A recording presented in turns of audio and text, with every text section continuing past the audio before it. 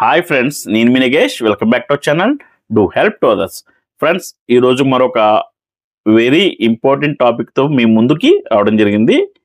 అయితే ఇప్పుడు ఈ వీడియో నేను ఏం డిస్కస్ చేద్దాం అనుకుంటున్నానంటే, తెలంగాణలో స్టూడెంట్ కన్స్ట్రక్షన్ బస్ పాస్ ఆన్లైన్లో ఏ విధంగా అప్లై చేసుకోవచ్చు అని నేను మీకు ఈ వీడియోలో ఎక్స్ప్లెయిన్ చేస్తాను. అయితే ఫ్రెండ్స్, ఈ వీడియోలోకి వెళ్ళే ముందు నాదొక చిన్న రిక్వెస్ట్. అదేంటంటే, మన ఛానల్కి ఎవరైతే ఫస్ట్ టైం విజిట్ చేస్తున్నారో వాళ్ళని నేను రిక్వెస్ట్ చేస్తున్నాను ఏంటంటే, మన ఛానల్ సబ్స్క్రైబ్ చేసుకోండి. మీరు ఇలా ఛానల్ సబ్స్క్రైబ్ చేయడం ద్వారా మన కొత్త వీడియోస్ ఏదైనా ఉంటే మీకు నేరుగా నోటిఫికేషన్స్ రావడం జరుగుతుంది. దాంతోపాటుగా నాకు కూడా మోటివేషన్గా ఉంటుంది. సో ఇక్కడ మనం గూగుల్ ఓపెన్ చేయండి. గూగుల్ ఓపెన్ చేసి టీఎస్ఆర్టీసీ బస్ పాస్ అని టైప్ చేయండి. చేయగానే ఇక్కడ మనకి ఫస్ట్ వెబ్సైట్ అయితే వచ్చింది కదా, దాని మీద క్లిక్ చేయండి. ఇది మనకి అఫీషియల్ వెబ్సైట్ మాట, తెలంగాణ రాష్ట్ర రోడ్ రవాణా సంస్థకు సంబంధించింది.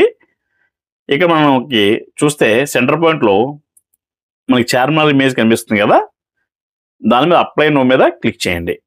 ఇది హైదరాబాద్ సిటీ అండ్ సరౌండింగ్స్ సంబంధించిన పాసు, దానికి సంబంధించింది. ఇక్కడ ఒకవేళ మీ డిస్టిక్ సంబంధించింది అయితే దాని రెండవ ఇమేజ్ మీద క్లిక్ చేయండి. నేను హైదరాబాద్ సరౌండింగ్స్ నుంచి చెప్తున్నాను కాబట్టి ఫస్ట్ ఇమేజ్ మీద క్లిక్ చేయండి. చేయగానే మనకి ఇలా 3 ఆప్షన్స్ అయితే వస్తాయన్నమాట.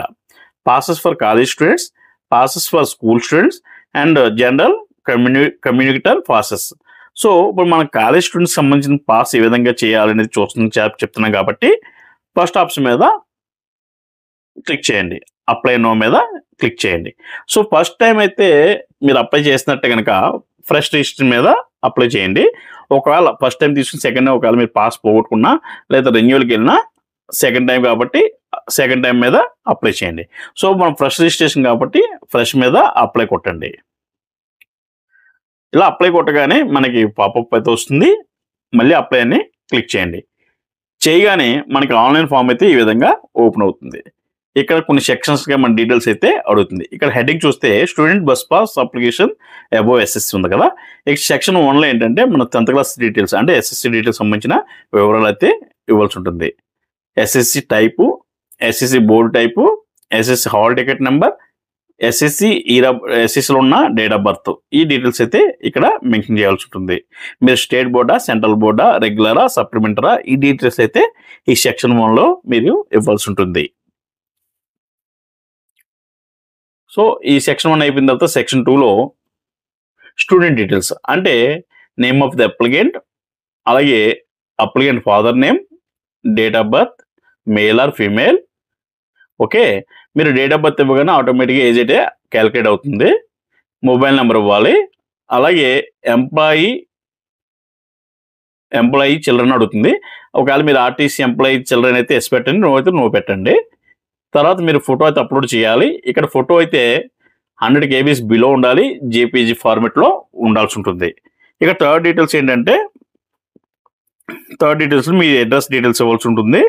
మీ డిస్టిక్, మండల్, అలాగే విలేజ్, పిన్ కోడ్ ఎన్ని ఇవ్వాల్సి ఉంటుంది. 4th సెక్షన్కి వచ్చేసేటప్పటికి మీ కాలేజ్ డీటెయిల్స్, మీరు ఏ కాలేజీలో చదువుతున్నారో ఆ కాలేజ్ అయితే ఇక్కడ సెలెక్ట్ చేసుకోవాలి. చాలా నెంబర్ ఆఫ్ కాలేజెస్ ఉంటాయి. ఇందులో మీ కాలేజ్ కరెక్ట్గా మీరు పిక్ అయితే చేసుకోవాలి. మీ కాలేజ్ ఏదైతే సెలెక్ట్ చేసుకున్నా దాని చివర మీ కాలేజ్ ఐడి అయితే ఉంటుంది. మీ అడ్మిషన్ లెటర్లో కానీ మీ ఐడి కార్డు మీద కానీ మీ కాలేజ్ కోడ్ ఉంటుంది కదా, ఆ కాలేజ్ కోడ్ కరెక్ట్గా చూసుకుని మీరు కాలేజ్ అయితే సెలెక్ట్ చేసుకోండి.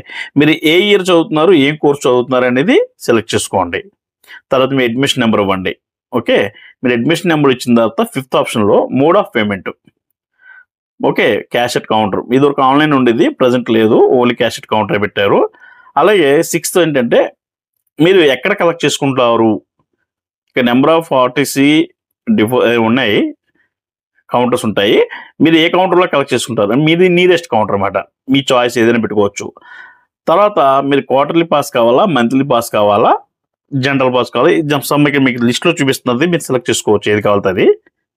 ఒకవేళ స్టూడెంట్ మంత్లీ పాస్ కలిపి మంత్లీ, క్వార్టర్లీ కలిపి క్వార్టర్లీ, అన్ని ఇచ్చిన తర్వాత కన్ఫర్మ్ చేయండి.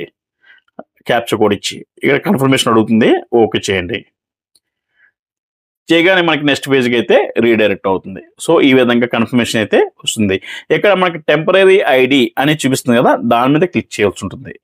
దాని మీద క్లిక్ చేస్తే మనం సబ్మిట్ చేసిన ఫామ్ అనేది డిస్ప్లే అవుతుందన్నమాట. సో ఇప్పుడు ఇప్పటిదాకా మనం చేసిన ఫామ్ ఏదైతే ఉందో అదంతా కూడా ఇక్కడ డిస్ప్లే అవుతుంది. సో ఈ వన్స్ మనం సబ్మిట్ చేయగానే మనం ఏ రోజున కౌంటర్లో కలెక్ట్ చేసుకోవచ్చు అనేది మనకి ఇక్కడ డిస్ప్లే అవుతుంది. ఓకే, ఆ రోజు మన కౌంటర్కి వెళ్ళి పాస్ అయితే కలెక్ట్ చేసుకోవాలి. మీరు ఈ అప్లికేషన్ మీకు ఎక్కడైతే ప్రింట్అవుట్ ఏదైతే కనిపిస్తుందో దాన్ని ప్రింట్ తీసుకుని మీ కాలేజ్ ప్రిన్సిపల్ తర్వాత సైను స్టాంపు 2 వేయించుకొని తర్వాత మీరు కూడా సైన్ పెట్టి ఇది తీసుకుని కౌంటర్కి వెళ్ళాల్సి ఉంటుంది.